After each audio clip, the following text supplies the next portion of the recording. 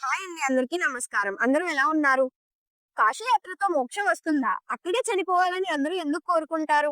హిందువులు పరమ పవిత్రంగా, గాఢంగా విశ్వసించే దేవస్థానం కాశీ విశ్వేశ్వరాలయం. జీవితంలో ఒక్కసారైనా అక్కడికి వెళ్లి భోళాశంకరుని దర్శనం చేసుకుని మోక్షం పొందాలని పరితపిస్తూ ఉంటాం కదా! కాశీ దర్శనంతో నిజంగా మన జీవితానికి మోక్షం వస్తుందా? దీని వెనుక ఉన్న అంతరార్థం ఏమిటి? అనేది మనం ఈ వీడియోలో తెలుసుకుందాం. అలాగే కాశీని ఎందుకు వ్యాసుడు శపించబోయాడు? ఆ తర్వాత ఏం జరిగింది అనేది కూడా తెలుసుకుందాం. వీడియో స్కిప్ చేయకుండా చివరి వరకు చూడండి. పరమేశ్వరుడికి కాశీ నగరం అత్యంత ప్రీతిపాత్రమైనది. పురాణ కథ ప్రకారం కాశీదేవుగా విరజల్లుతున్న ఈ నగరానికి స్వాతంత్ర బుద్ధిని ప్రసాదించాడు ఈశ్వరుడు. అలా వరాన్ని పొందిన కాశీదేవి మహాదేవుని 3 కోరికలు కోరింది. అవేమిటంటే, ఎవరైతే పరిపూర్ణ విశ్వాసంతో కాశీలో అడుగుపెట్టి గంగానదిలో స్నానం చేస్తారో వారి పాపాలన్నీ పోవాలనేది మొదటి కోరిక. కాశీలో ఎవరెలా కాలం చేసినా వారికి ముక్తి రావాలన్నది రెండోది. అక్కడి హరిశ్చంద్ర మణికర్ణిక ఘాట్లలో దహనం చేసిన దేహాలకు ముక్తి సిద్ధించాలంటూ 3 కోరికలు కోరింది. పరమేశ్వరుడు అలాగేనని కాశీదేవిని అనుగ్రహించాడు. అది పార్వతీదేవికి నచ్చలేదు.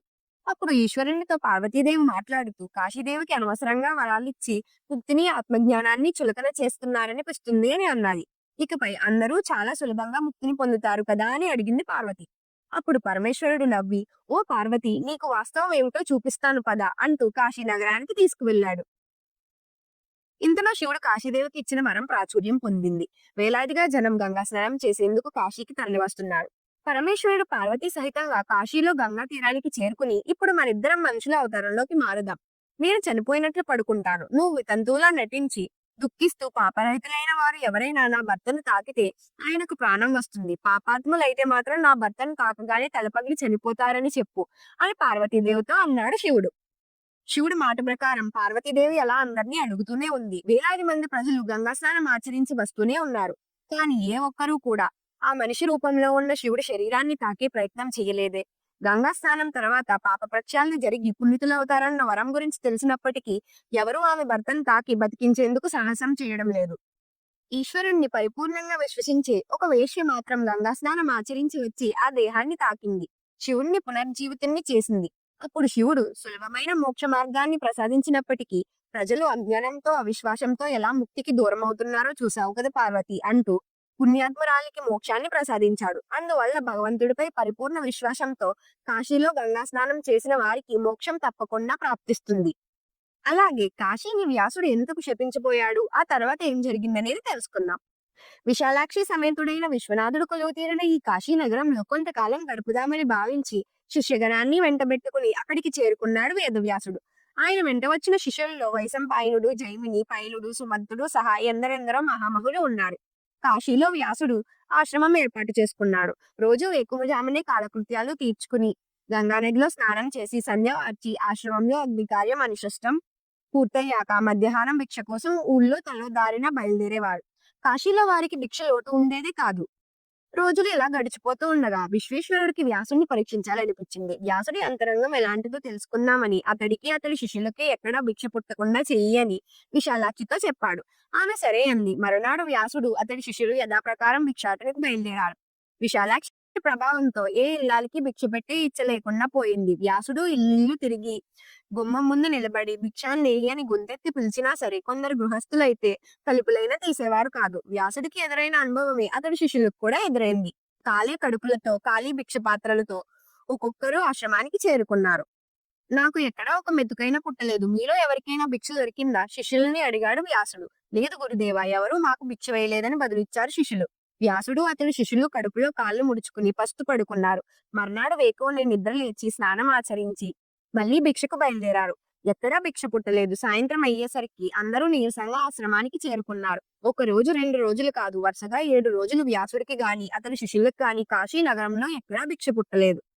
విశాలాక్షి సమేతుడైన విశ్వేశ్వరుడు కొలువైన ఈ కాశీ నగరంలో ప్రతి ఇల్లాలో ఒక అన్నపూర్ణాని లోకం చెప్పుకుంటుంటే తనకు, తన శిష్యులకు ఇలా ఉపవాసాలు ఎదురవ్వడం ఏమిటని వ్యాసుడు చాలా బాధపడ్డాడు. 8వ రోజు వ్యాసుడు, అతడి శిష్యులు నిత్య నైమిష్టికాలు పూర్తి చేసుకుని కాశీలో కొలువుతీరిన దేవతలందరికీ నమస్కారాలు పెట్టుకుని భిక్షకు బయలుదేరారు. వ్యాసుడికి ఒక్క ఇంట భిక్ష దొరకలేదు. వరుస ఉపవాసాలతో వ్యాసుడు వ్యక్తపడ్డాడు. తన శిష్యులను దురవస్థ తలుచుకుని దుఃఖించాడు. అతడికి సహనం నశించింది. ఉక్రోషం ముంచుకొచ్చింది.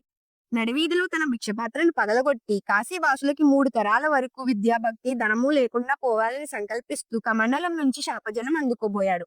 పలుకుతున్న చెయ్యి ముందుకు రాకుండా నిలిచిపోయింది. అప్పుడే ఆ వీధిలోనున్న ఒక ఇంటి తలుపులు తెరుచుకున్నాయి. సర్వాభరణ భూషితురాలైన ఒక నడివయసు స్త్రీ ఆ ఇంటి నుంచి బయటకు వచ్చింది. ఓ బ్రాహ్మణ, ఏమిటి అఘాయిత్యం? కోపం మాని ఇలా రా అని పిలిచింది. ఆమె పిలుపుతో వ్యాసుడు తెప్పరిల్లాడు. ఆమె ఎవరో కనుక్కోకుండానే అప్రయత్నంగా నమస్కరించాడు. భిక్ష దొరకనంత మాత్రాన కాశీ నగరాన్ని శపించడానికి సిద్ధపడ్డావే, ఇది నీకు విశ్వేశ్వరుడు పెట్టిన పరీక్ష. ఇదేనా నీ ధీరత్వం?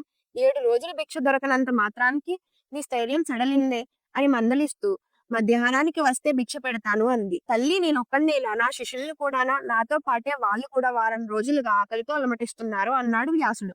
గంగ వద్ద మధ్యాహ్న పూజలు ముగించుకుని అందరూ రండి, కడుపు నిండా భోజనం పెడతాను అన్నది. మధ్యాహ్నం వెళ్ళగానే విస్తర్లు వేసి అందరూ అపోషణలు పెట్టండి అని చెప్పింది. విస్తర్లు ఖాళీగా ఉన్నాయి. అపోషణలు పట్టగానే విస్తర్లలో ఎవరికి ఇష్టమైన పదార్థాలు వారికి ప్రత్యక్షమయ్యాయి. ఈమె సాక్షాత్తు అన్నపూర్ణదేవి అయి ఉంటుందని అందరూ తృప్తిగా భోజనం చేశారు. భోజనాలు పూర్తి అయ్యి విశ్రమిస్తూ ఉండగా పార్వతీ సమేతంగా శివుడు అక్కడ ప్రత్యక్షమయ్యాడు. పార్వతీదేవి ప్రశాంతంగానే ఉన్న శివుడి ముఖం కోపంతో చిరుచిరులాడుతూ ఉంది. శివుడు వ్యాసుని కోపంగా చూస్తూ, ఊరి దుర్మార్గుడా, నా భార్య లాంటి కాశీ నగరానికి శాపం ఇవ్వబోతావా? నువ్వు కాశీలో అడుగు పెట్టడమే ద్రోహం. నువ్వు నీ శిష్యులు కాశీ పొలిమేర్లు దాటి వెళ్ళండి అన్నాడు. చేసిన తప్పుకు బాధపడుతూ వ్యాసుడు శిష్యులతో సహా కాశీ నగరాన్ని విడిచిపెట్టి వెళ్ళిపోయాడు. చూసారు కదండి కాశీ నగరం యొక్క గొప్పదనం. ఈ వీడియో మీకు నచ్చినట్టయితే లైక్ చేసి షేర్ చేయండి. ఇక మరిన్ని సనాతన ధర్మ వీడియోల కోసం మా ఛానల్ ని సబ్స్క్రైబ్ చేసుకోవడం మర్చిపోవద్దు. పక్కనే ఉన్న బెల్ ఐకాన్ క్లిక్ చేసి ప్రతి వీడియోకి నోటిఫికేషన్ పొందండి. అలాగే మీకు తెలిసిన స్టోరీస్ ఏమైనా ఉంటే కామెంట్ లో చెప్పండి. జై శ్రీరామ్.